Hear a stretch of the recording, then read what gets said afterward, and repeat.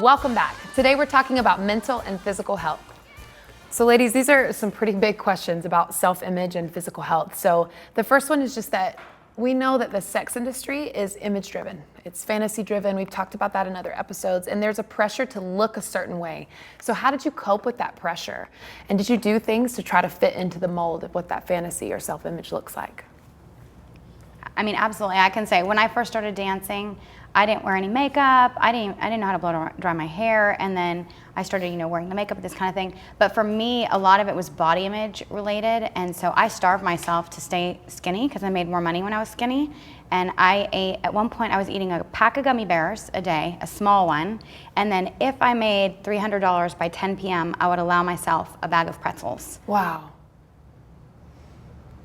When I was in the industry, at first, the first few years, I didn't really work out or any of that stuff. But as I approached 30 years old, I was like, I'm going to be in the best shape of my life. So I did a lot of hiking and I was working out in the gym. And, that's when I started getting hair extensions. I started going to the next level, even getting Botox and getting my cheeks filled in and all the wrinkles and all of that stuff. I just went full force into that right before I got out of the industry. Because you have so many wrinkles. I know. It was weird because I would look in the mirror and I would see all the flaws and see stuff that other people don't even see. Totally. And now I'm perfectly fine with how I look without all that stuff. Mm-hmm. So. What about you, Bronwyn? I think for me, my self-image was drug related. It was I was using so many drugs that I spent all my money on it, so I didn't eat. At the worst of it being 80 pounds. It was just kind of that's similar to Harmony. It was if I remembered, I'd have a yogurt a day. If I didn't, I had cigarettes. And, for me, it was, I would put a face on and I would become the other character at nighttime. But for me, during the day, it was hair up, who cares what I look like? Mm-hmm. But it was more because I was using so many drugs, I didn't care what I look like.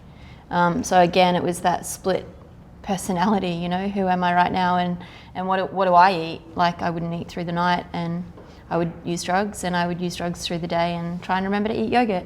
So now being in a place at my age where I'm you know what, I'm the healthiest version of me, I'm the sweetest version of me and the strongest version of me and like Chrissy, the most healthy body image. It's I carried 3 babies in 4 years. This is my body.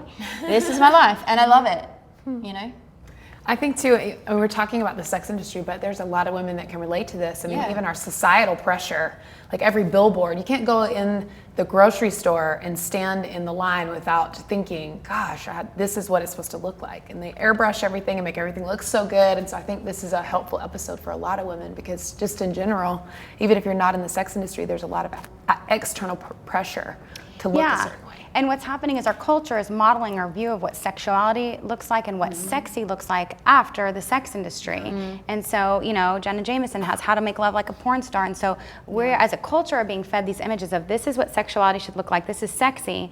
And then, so it's not just us, the women in the industry, that are feeling the pressure to look that way, but the women outside who are feeling the pressure to look that way so they can be like the girls in the videos on the magazines for their husbands. So I think a lot of women could relate. Yeah. And that said, so you've all made the journey mentally or are making the journey mentally. I mean, I'm still on it too, I think we all are. But how has the way you've taken care of your body changed since realizing that wasn't the best self-image? I was saying to Harmony yesterday, it's I eat better than I've ever eaten. I only work out 2 or 3 times a week. I don't go to the extremes that I've gone to at different times in the last 13 years on the recovery journey. And I'm okay with that. It's we're about to go on vacation. It's this is it, But to come to that place, I think is an internal confidence. And for me, that came from relationship with Jesus. Mm-hmm. And my motivation for taking care of myself has changed, whereas in the past it was really difficult because I would be I better go to the gym because I'm fat and I got to get this in shape and blah. It was from this place of self-loathing. Now I go to the gym because I like to sweat and I like to see how strong I can get. And, so it's coming from a different place and it's still a journey because I find myself tempted to still hide behind weight a little bit and self-sabotaging still a little bit. But I'm healthier than I've ever been and I'm taking care of myself for myself, not because I want to look like something for someone else. That's great. Same. Yeah. Awesome. Okay, so next up, our panel is going to answer some of your questions.